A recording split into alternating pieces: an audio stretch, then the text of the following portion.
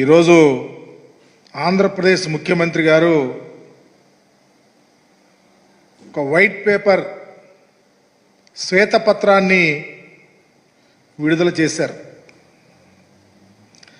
నిజంగా చంద్రబాబు నాయుడు గారు ఇది శ్వేతపత్రం అనాలో, అబద్ధాల పత్రం అనాలో, నిందల పత్రం అనాలో, కేవలం వైఎస్ఆర్ కాంగ్రెస్ పార్టీని, మా అధ్యక్షుడు జగన్మోహన్ రెడ్డి గారిని నిందలు మోపటానికి, అనరాని మాటలు అనటానికి అవకాశంగా తీసుకొని ఈ తంతుని, ఈ ప్రక్రియను కొనసాగించారు. ఎంత దారుణం అంటే పొగరు, కొవ్వు, ఉన్మాదము, మదము, అహంకారము ఇలాంటి పదజాలాలు వాడటం అంటే స్వయాన గౌరవ ముఖ్యమంత్రిగా ఉన్నటువంటి వ్యక్తి ఈ రాజకీయాలు ఎట్టిల్లిపోతాయి.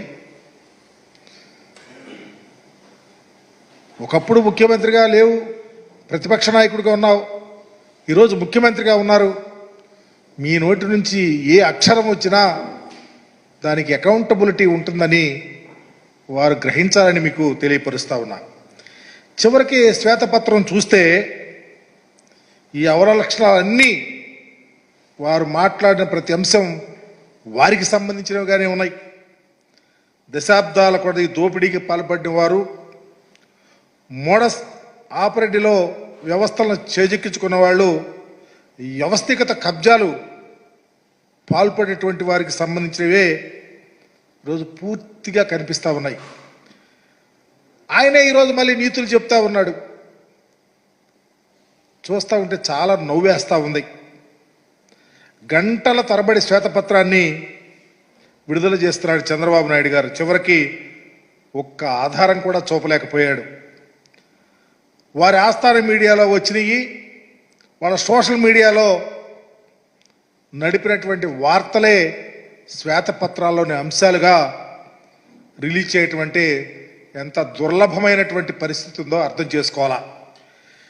నేను చెప్పిన విషయాలు రికార్డులో లేవని, మాకెవరో చెప్పిన సమాచారం మాకు ఇస్తున్నామని, వాస్తవాలు మరి ఎగ్జిబిట్ చేయలేమని చెప్పి చివరికి మా అధికారులు కూడా కంపెల్ చేయలేకపోతున్నారని స్వయానా ముఖ్యమంత్రి గారే చెప్పటం ఈ శ్వేతపత్రాల అసలు రంగు బట్టబయలైంది. అయితే చాలా విషయాలు ఇప్పుడు సపోజ్ ఖనిజాల మీద, భూముల మీద, సహజ వనరుల మీద, గృహ నిర్మాణం మీద, ల్యాండ్ టైటిలింగ్ మీద చాలా విషయాలు డిస్కస్ చేశారు. ఉదాహరణకి దసపల్లా భూములు, విశాఖపట్నంలో దసపల్లా భూములు చంద్రబాబు నాయుడు గారి ఆస్థాన మీడియా ఆయన నిరంతరము దుష్ప్రచారం చేసి దసపల్లా భూములు ఏయో జరిగినాయి అని చెప్తా ఉన్నారు. దసపల్లా భూములు ప్రభుత్వానికి కావని కోర్టులో చెప్పినాయి, సుప్రీంకోర్టే చెప్పింది.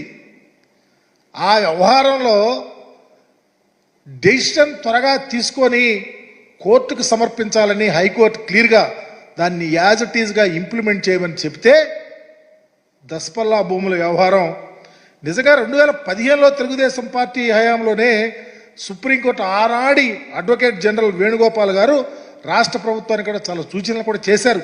అది మర్చిపోతా ఉన్నారు. వాటిని చంద్రబాబు గారు దాటవేస్తూ ఉన్నారు. ఈ భూముల విషయంలో దరిదాపు 64 మంది యజమానులు వచ్చి, అయ్యా ఆ భూములు ప్రభుత్వానికి కాదు, మాయి, మేము కావాలని ఇచ్చామని చెప్పి ఆనాడు అన్ని పత్రికల్లో వచ్చిన విషయాన్ని మర్చిపోతా ఉన్నారు.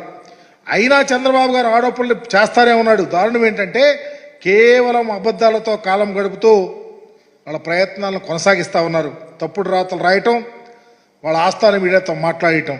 నేను చెప్తా ఉన్నా, మీ పార్టీ ఆఫీస్ కూడా మీ హయాంలో తాత్కాలికంగా కట్టమని, తర్వాత వచ్చినటువంటి ఎవరి భూమి ఉందో ఎవరికి సంబంధించినటువంటి ఆ యజమానురాలు కూడా మాది భూమి అని చెప్పినటువంటి విషయాన్ని చంద్రబాబు గారు మర్చిపోతా ఉన్నారు.